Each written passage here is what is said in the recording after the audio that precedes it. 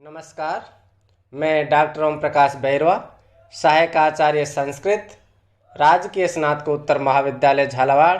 आज हम महाकवि कालिदास द्वारा रचित रघुवंशम महाकाव्य के बारे में अध्ययन करेंगे। इस महाकाव्य में कुल 19 सर्ग हैं। प्रत्येक सर्ग का विवरण इस प्रकार है। पहला सर्ग वशिष्ठ के आश्रम में दिलीप का आगमन। दूसरा सर्ग नंदिनी का दिलीप को वर देना। तीसरा सर्ग रघुवंश का जन्म तथा उनका राज्याभिषेक। चौथा सर्ग रघु की दिग्विजय। पांचवा सर्ग अज का स्वयंवर में आगमन तथा प्रातःकाल का वर्णन। छठा सर्ग इंदुमती स्वयंवर वर्णन। सातवां सर्ग अज का विवाह और उनका अन्य राजाओं से युद्ध। आठवां सर्ग इंदुमती की मृत्यु पर अज का विलाप। नवां सर्ग मृगया वर्णन। 10वां सर्ग रामावतार। 11वां सर्ग सीता विवाह वर्णन। 12वां सर्ग रावण वध। 13वां सर्ग राम का दंडक वन से लौटना। 14वां सर्ग सीता परित्याग। 15वां सर्ग राम स्वर्गारोहण। 16वां सर्ग कुमुदवती का विवाह तथा ऋतु वर्णन। 17वां सर्ग रघुवंश के राजा अतिथि का वर्णन। 18वां सर्ग अतिथि के बाद के राजाओं का वंशानुक्रम। 19वां सर्ग राजा अग्निवर्ण का श्रृंगार तथा ऋतु वर्णन। इस प्रकार से 19 सर्गों का संक्षिप्त वर्णन हमने किया। अब इसमें महत्वपूर्ण 2 सर्ग हैं, एक तो प्रथम और एक द्वितीय सर्ग। और हमारे पाठ्यक्रम में केवल द्वितीय सर्ग है, लेकिन जब तक हम प्रथम सर्ग की घटना का अध्ययन नहीं करेंगे तब तक हमें द्वितीय सर्ग की घटना अच्छी प्रकार से समझ में नहीं आएगी। इसलिए प्रथम सर्ग की घटना का पूर्व में अध्ययन करते हैं। राजा दिलीप के कोई संतान नहीं थी, इससे वे बहुत दुखी रहा करते थे। एक दिन राज्य का सारा भार मंत्रियों को सौंपकर वे अपनी रानी सुदक्षिणा को साथ लेकर अपने कुल गुरु वशिष्ठ जी के पास गए और अपना सारा दुख कह सुनाया। वशिष्ठ ने ध्यान लगाकर राजा के संतान न होने का कारण समझ लिया और कहा, हे राजन, बहुत दिन हुए जब आप इंद्र की सेवा करके स्वर्ग से आ रहे थे। उस समय कल्प वृक्ष के नीचे कामधेनु बैठी हुई थी। तुमने उसकी प्रदक्षिणा नहीं की, उनको नमस्कार नहीं किया। इसी कारण रुष्ट होकर उसने तुम्हें शाप दिया है कि जब तक तुम उसकी संतान की सेवा न करोगे तब तक तुम्हें पुत्र नहीं होगा। किंतु आकाश गंगा में खेलते हुए दिग्गजों की चिंगाड़ के कारण न तो आपने यह शाप सुना और न तो आपके सारथी ने इस जो श्राप था उसकी आवाज को सुना। इस समय कामधेनु तो मिल नहीं सकती, क्योंकि वह पाताल में वरुण देव के यज्ञ में आहुति की सामग्री देने गई है। उसकी पुत्री नंदिनी मेरे यहाँ है, आप उसकी विधिवत सेवा करें। जब यह चले तो आप भी पीछे पीछे चलें, जब यह बैठे तो आप भी बैठे, जब यह खड़ी हो तो आप भी खड़े हो जाए, और जब यह पानी पिए तो आप भी पानी पिए।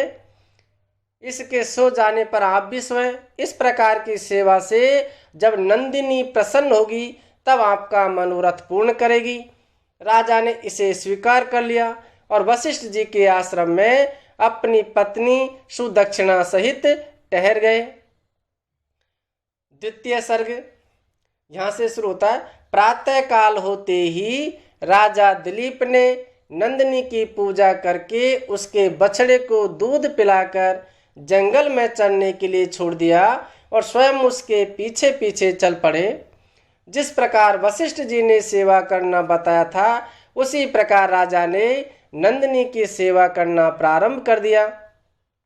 राजा को गाय की सेवा करते करते 21 दिन व्यतीत हो गए।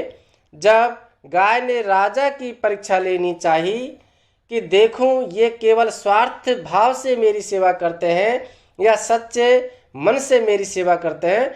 ऐसा विचार करके वह 22वें दिन जंगल में चरते चरते हिमालय की एक गुफा में घुस गई। उसके गुफा में घुसते ही उस पर एक माया द्वारा कल्पित सिंह टूट पड़ा। राजा ने उसकी जान बचाने के लिए ज्यों ही तरकस से बाण निकालना चाहा, त्यों ही उसकी उंगलियां बाणों में चिपक गई। तब सिंह ने मनुष्य की बोली में कहा, राजा, मैं कुंभोधर नाम का शंकर का सेवक हूँ। इस सामने वाले देवदारू के वृक्ष को पार्वती जी ने लगाकर बड़ा किया है। एक बार एक हाथी ने इसकी छाल रगड़ दी। इस पर पार्वती जी को बड़ा दुख हुआ। अतः शंकर जी ने मुझे इसकी रखवाली करने के लिए नियुक्त किया है और कहा है कि जो भी जानवर यहाँ आए उसे तुम मार कर खा जाना और अपनी पेट की भूख शांत कर लेना। इसलिए तुम मुझे मारने की कोशिश मत करो, तुम्हारा प्रयत्न व्यर्थ जाएगा।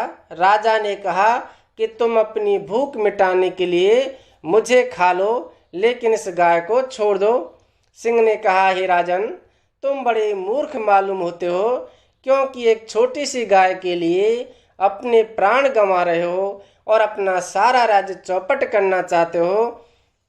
यदि जीवित रहोगे तो अनेक गायों की रक्षा कर सकते हो और गुरु जी को अनेक गाय दे करके प्रसन्न कर सकते हो।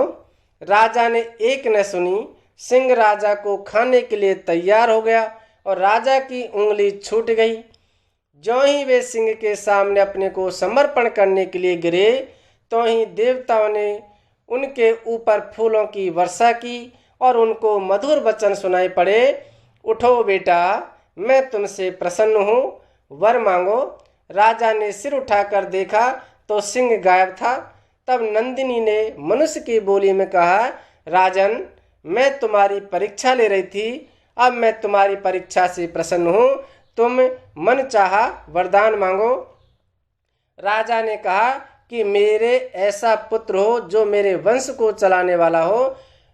नंदिनी ने कहा, एवमस्तु, कि तुम्हारी मनोकामनाएं पूर्ण होंगी। और राजा उसे लेकर आश्रम में चले आए। वशिष्ठ जी ने गौ सेवा का व्रत पूरा हुआ जानकर राजा व रानी को आशीर्वाद दिया और उन्हें अयोध्या के लिए विदा किया। अयोध्या आने पर रानी सुदक्षिणा गर्भवती हुई। तीसरे सर्ग में 10वें महीने रानी के रघु नाम का पुत्र पैदा हुआ। उसके बड़े होने पर राजा ने उसका विवाह करके उसे युवराज बना दिया और उसके पश्चात उन्होंने 99 अश्वमेध यज्ञ निर्विघ्न समाप्त किए। इस प्रकार से जो रघुवंशम जो महाकाव्य है, इसमें राजा दिलीप के गौ सेवा के महात्म से या प्रभाव से संतान की उत्पत्ति का वर्णन किया है और इसलिए गौ सेवा का महत्व उसी समय से ज़्यादा बढ़ गया है और गौ सेवा के लिए प्रेरणा इस जो महाकाव्य है इसके द्वारा दी गई है।